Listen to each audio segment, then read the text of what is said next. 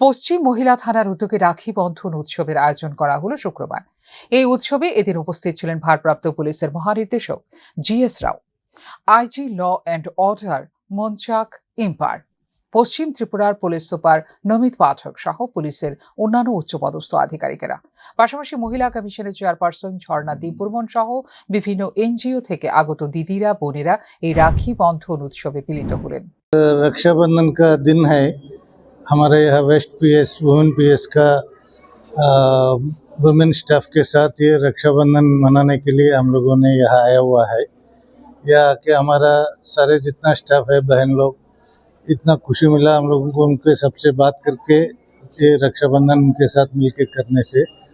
हम चाहते हैं कि ये जो कल्चर फेस्टिवल से जो है ये आदमी को सबको बांधने के लिए बनाया हुआ चीज़ें है।